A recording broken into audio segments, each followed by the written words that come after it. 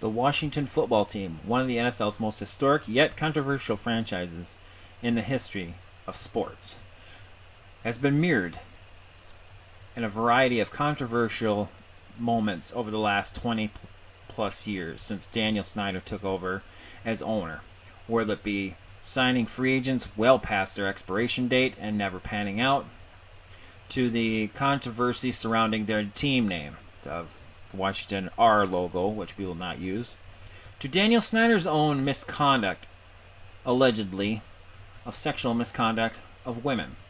Whatever the case may be, this once historic franchise is in deep trouble and needs a change. A change that is going to shake the NFL to its core. Hello and welcome to Madden 22. Eric MN Twins 28 here. How you doing, everybody? In the prelude you just heard, I promised that the Washington football franchise would be shaken to its core. In fact, the NFL itself will be shaken to its core. In breaking news, the NFL has concluded an investigation into allegations presented against owner Daniel Snyder. Allegations of sexual misconduct involving team personnel, among other things, and the fact that he is one of the worst owners in the league, as well as has one of the worst stadiums in the league. Changes need to be made. This once storied franchise is in a bad way right now. In steps Mark Cuban. Now, everybody knows who Mark Cuban is. He is the owner of the Dallas Mavericks NBA franchise. And while he's not one of the more popular businessmen, he is very successful. He has brought many championships to Dallas. And despite his comments over the years about the NFL, Mark Cuban has stepped in to save this once thriving and successful franchise and to rebuild it into a football juggernaut in the NFL. However, Cuban has many plans for this franchise that he wants to implement, and he has already informed the league what he intends to do, and he has met with personnel of the Washington football team and players what he intends to do. First of all, number one, Daniel Snyder is not a part of this team at any point of the future. As of this moment, since the deal was finalized and approved by the NFL, Daniel Snyder is out the door. He doesn't even have 1% of the team. Mark Cuban is in total control. For the 2021 season, the current coaching staff will remain in place, and decisions will be made afterwards. From what I have heard, Mark Cuban does like Ron Rivera. He's got no issues with Ron Rivera, so chances are Ron Rivera will most likely be included after this season. One of Mark Cuban's goals is to bring this franchise to relevance again, and that starts with the team's identity. Cuban says that in the 2022 season there will be a new team name, and he also says work is underway for a brand new stadium. However, that new stadium will not be in Washington, D.C. or in Maryland at all. The team will in fact be relocating. Where to?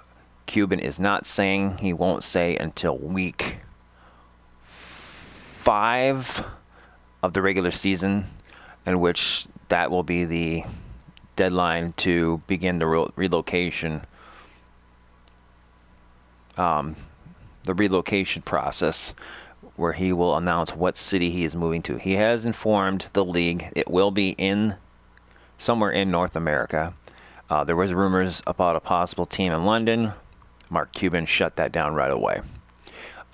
He did hint that one place that he would like to compete with was against his division rival, Dallas Cowboys, and Jerry Jones. Mark Cuban has a particular interest in taking down the Cowboys and Jerry Jones. He does not like Jerry Jones and has made it his mission to destroy the Cowboys and anyone that gets in his way. So that should tell you a hint on where this franchise will be relocating. So when we get to week 4, we will get that far. But for right now, we're going to look at this roster. First, we're going to take a look at the staff so you can see who is in place. Ron Rivera, the head coach, Roger Hughes, offensive coordinator, and Adam Rodgers is defensive coordinator. There are no points available at this time to make upgrades, so we're going to wait on that. Probably won't be doing that until the end of the season once the relocation is official. General manager, Mark Cuban has one in mind. He is not going to announce that person until the city has been selected, because the person that has been selected, it will be a dead giveaway as to who he selects. So that's going to be held close to the chest until further notice. Before we get into preseason and the regular season, let's take a look at the franchise. It's a utter mess. Behind center, we have Ryan Fitzmagic. He comes here after his tenure in Miami comes to an end. We have Kyle Allen and Tyler Heineke. So quarterback position needs a major upgrade. Something that the team will be looking at via free agent, possibly a trade, or drafting for the future. There's rumors about possibly Deshaun Watson from the Texans. Mark Cuban is monitoring that route. Of course, Watson has his off-field issues going on right now. Only allegedly. He has not been officially charged with any crime yet, so that's still an option for them. At fullback, you got 70 overall, and then the O-line looks like it could use a little bit of some work. Out of character here, you'll have to forgive me. I don't follow Washington very well, so I might butcher some of these names, so I apologize in advance as I learn these players or replace them with players I do know. So right here, our left tackle, we have 29-year-old Charles Leno. He replaced Trent Williams, who was traded to San Fran last year. So he's in that spot. Then we have the left guard. He's a 74 normal, 27-year-old Eric Flowers. He's a scheme fit, which is good. We have the center, Brandon Scherf. He is good. He's one of the best. He probably will be. We'll probably hang on to him a couple more years until we can find his replacement. And then we have the right tackle, Cornelius Lucas. He's 30. So this O-line is pretty old, so we're going to have to make some upgrades. I think this guy is in his upper 20s. Yep, 28. He's a 4-year vet. He's only 77. He's a star. So I don't know if he's going to get any better.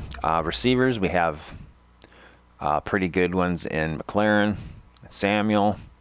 And then after that, we have Humphreys, Adam Humphreys, 28 years old, 75, normal dev. We'll have to see what we can do with that. So we got upgrades on the offense we're going to have to do. Defensively, we have a rerun at 4-3. Chase Young, the stud they drafted last year in 2020. He's going to be here pretty much the entire thing. 26-year-old Jonathan Allen. He's 89. He's already a superstar. He's only going to get better. He's their top nose tackle. He's staying put. And then DT2, we have Deron Payne. He's a star dev, 24 years old, so he's only going to get better. So I think at DT, we're good. We're good at right end with Chase Young. And then we have Montez Sweat. He's 24. He's a star. He's 83. He's only going to get better. So I think the D-line, we're stacked. We're good. Corners, we have it's Kendall Fuller, 26, 89, star.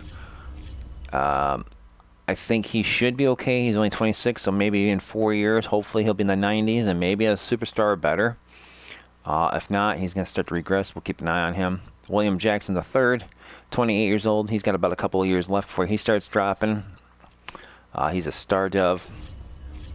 And then under him, we got dropped 74. So we got a big drop from the upper 80s into the lower 70s. So we're going to have to keep an eye on those. Safeties, Bobby McCain, 28 years old, out of Memphis, 77 normal dev. We'll have to keep an eye on him. See if we can make an upgrade there. And then, of course, we have Landon Collins, one of the better safeties in the game. He's 27, 79. Keep an eye on him, see how he does. Linebackers, we're definitely going to have to make some upgrades. We do have a rookie, Jamin Davis, 73, hid dev. We'll find out what he is. He's going to be star or better. He fits the pass coverage scheme, so we'll see if he produces or not. But we have Bostic. He's up there, 30 years old, 73. He's not going to get any better. So I think we're definitely going to have to at least improve on defense, free safety, and middle linebacker and left outside linebacker. I think everything else, maybe add a top flight corner, because I think we could drop maybe Jackson to CB3, and I think we'll be okay. Kicking team-wise, we have Tressway. He's 31, 82. He's a star. It's a punter. We should be okay. And then we have Dustin Hopkins, 74, normal. He's 30. We'll probably be in the hunt for a kicker later. So let's take a look before we get too far. Let's take a look at free agents, see who's out there. Maybe we can make some moves. Maybe make some signings. We have Mitchell Schwartz. Could be a good signing. We have Richard Sherman. I don't think he'd be a good fit. Guard, we definitely could get. Yeah, he's definitely a scheme fit. I'll take Richard DeCastro. I want to improve that O-line. Brian Poole, Steven Nelson. He's more of a scheme fit. He's an 81. He can make a good number 3. We'll sign him. And I think Schwartz would be a good signing.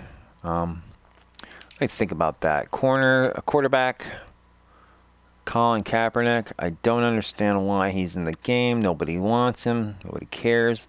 I mean, after that, it's a big drop. So, you know what? Just for shits and giggles. Oh, $15 million? Oh, forget it. I'm not paying him $15 million. Although I could release him right away. I could just say, I got an idea. You know what? I'm going to sign Colin, and then I'm going to do something just to make sure you get rid of him out of the game. Everybody knows I like Kyle Slaughter, even though I think he's highly underrated in this game. I'm just going to let it go. And then I think we'll go from there. So what we're going to do... I have to cut 2 players. Why? Oh, I'm going to fix that. I'll fix that. Just give me a minute here. Let's go to the NFL rosters. And give me quarterbacks. Colin, he's ranked higher than Fitzmagic. Well, he shouldn't even be in the game. So we're going to fix this real quick. Just you wait and see. So, Kaepernick, I'll make him a punter. Yep. And then we're going to cut his ass. Get him out of here. He drops to a 43, so that'll force him to retire. So, bye-bye. Kaepernick's gone. And then we're going to right guard. Oh, we have Scherf already. Oh, that's right. Okay. Eric Flowers. He's a 74. He's a 78. What was the right tackle? Oh my God, a 60? Oh, that's bad. Well, guess what? DeCastro is going to get moved to right guard or right tackle because our other guy's hot garbage. And then we're going to move. Yeah, he's still an 85. We got two guys here that are junk, so let's just, yeah, I'm going to just get rid of both these guys. Bye. Yeah, goodbye. So we're going to get rid of these guys. So we're going to release. Okay, we're good. Okay, so our O-line is a lot better now.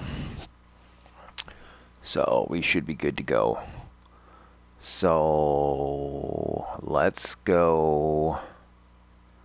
So what we're going to do is I'm going to advance to week 5 where the relocation is going to start. And then we're going to see how the team's doing after the first 4 weeks of the season. And then we're going to start the relocation process. You guys are going to be there step for step. So give me a minute and we will be right back. Okay, in my cuts for the preseason, I have to cut 21 players to get to the 53-man roster. So I've decided I'm going to hang on to Kyle Allen and Fitzmagic. And Tyler Heineke would cost me $1 million cap penalty. So every team we're interested in him in yellow. I tried to fleece the Lions, but they wouldn't budge because I think they're going to be really bad. But another team that's going to be bad is the Jets, and they don't have very many good quarterbacks behind Zach Wilson. And the Jets had 2 first-round picks, so I requested their first rounder, the 24th pick, projected in this upcoming draft. And I'm sending them a second-round pick this year and a second round next year, and I got the deal done. So I basically got a first-round pick by trading 2 seconds and Heineke. So I now have 2 first-round picks, which I think are going to be high picks because the Jets are going to be terrible. And that's the Seattle from the Seahawks. Oh, so Seahawks actually might be good. Well, I can still use that to trade up. I think our pick is going to be high because I don't think we're going to be a good team either. But this could be bait to move up to get a player we might need. So that's the move I just made.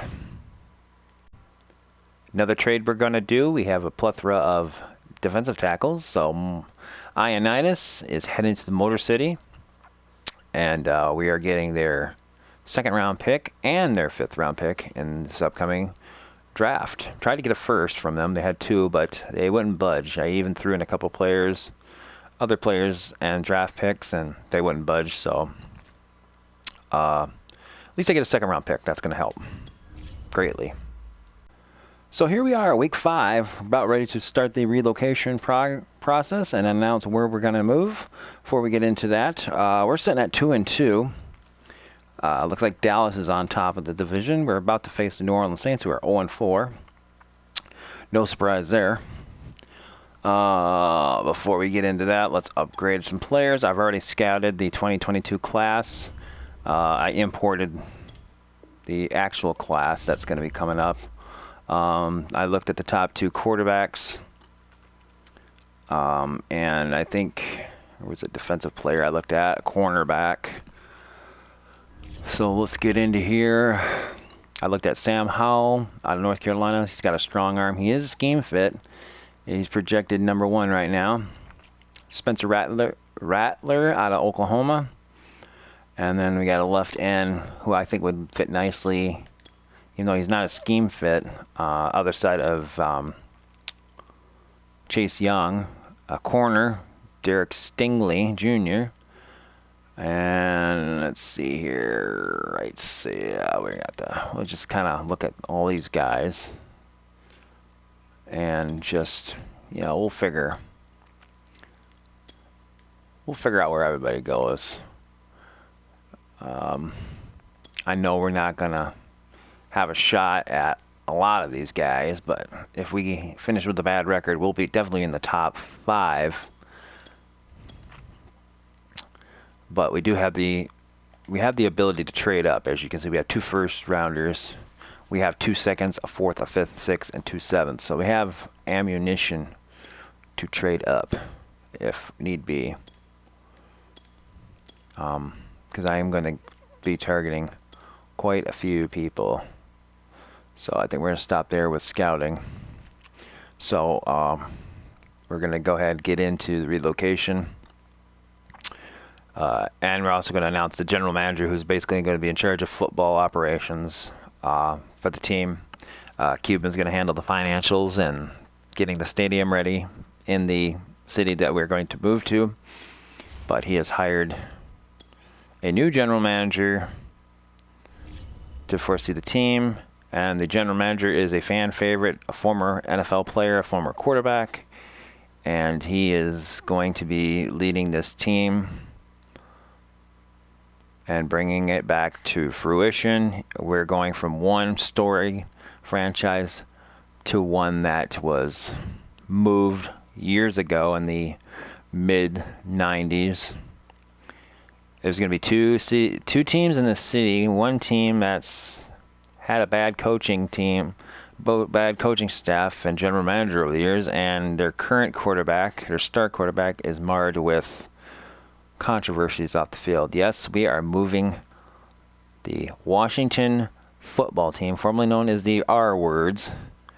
We're moving to Houston because of their current team there is a joke. And we're going to replace one past historic team name, and we're going to replace it with another one. And we're already being asked by questions, and it's Jonathan Coachman. He says, you're officially moving this franchise to Houston, but why do you assume you'll be more successful there than you are here? Because it's good business, and now we'll head to a much bigger market. It's not true, because I think DC might be bigger than Houston, but don't quote me on that. End of the day, it's hard to get free agents to come here. We'll have a new stadium, a new city, and so it becomes easier. There we go. So we're going to do that one. So yes, Houston will have 2 football teams, and we are taking a direct shot at Jerry Jones and the Dallas Cowboys. So now there will be 2 teams from Texas in the NFC East, and it's going to make that rivalry even better. So we're going to advance the week, and we'll see if we can beat the 0-4 Saints. We should. We're at home. So we should be 3-2 after this week. So we're going to get through the relocation process, and then we're going to end the episode there. Oh, we lost. Wow, we actually lost to the Saints.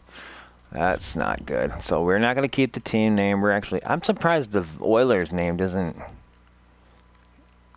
That should be in the green. I mean, everybody wants the Oilers back, and that's what we're going to be. It's the Houston Oilers. Yeah, there was no doubt the Houston Oilers were going to come back. So Oilers are back. I'm also not going to renegotiate with any player contracts until season's end. We'll decide what we're going to do at season's end. So once we're done with this, once we get done with relocation, we got to choose our uniforms. Obvious which ones we're going to pick. And we're going to pick a stadium. Then we're going to end this video here, and then in the next episode, we're going to start the off season. We'll be right at the end of the regular season, and we're going to go from there. I don't bet on us going into the playoffs because we're in last place right now. It's going to be pretty tough for us to get there. And so we're going to overhaul this team in the off season. We're 2-4, and we're taking on Green Bay. Looks like we had a bye week. Oh, no, we didn't. We lost 26-7. So we're 2-4 in the cellar. Cowboys finally lost. But now the Cheeseheads are in first place. Then we got to go to Lame Blow. Take on Aaron Rodgers. So we have those uniforms. We have these. And, of course, we have the classics. The popularity is obvious. We're going to take the classics. We're taking the classic baby blues at home. It's going to be nice to see that old rig back. Daniel Snyder made a deal with Tennessee to buy the rights to get the Oilers back. Explain the situation. It's like, I want to move this franchise in Washington out of there. We're going to Houston because their team there sucks, the Texans, and I want to bring the Oilers back. And so he paid that family a lot of money to bring the Oilers, to get their naming rights to the Oilers and to bring them back to Houston where they belong. And they actually agreed. He said, you guys can keep the colors and all that, but I want the team name. You can share the history with us if you want. I don't care, but I want that oil rig back on the field. And so did the fans, and so they were good with it. Okay, so here's the stadium. Now we have decision to make. Texas loves their football. Now, they have the Jerry World, which has a hole in the roof. And then of course the Texans, they play in the retractable roof stadium. And the Oilers played in the Astrodome. So do we go with an outdoor stadium or do we go with an indoor one? I kind of like the deluxe futuristic stadium. I think that would look badass. It's going to cost $1.35 billion. This one's more traditional. But I think if I was Mark Cuban, I'd want something really cool looking. The canopy one looks good too, but I think this one would look so good. We're going to go with the deluxe futuristic stadium. And that's going to end our episode here. I'm going to fast forward ahead to the end of the season. And then in the next episode, we're going to do the off season. The first off season with the Oilers back. We're going to do the player re-signings. We'll keep the most likely be keeping the coaching staff unless somebody else happens to be available that I might want to take a shot at. And then we'll go from there. If you like this episode, hit that like button. Leave a comment if you like. Subscribe to the channel. If you'd like to help out with future projects, you can visit my Patreon at patreon.com/MNTwins28. You do not have to help. Any help's all be greatly appreciated. Until next time, peace out and go Oilers.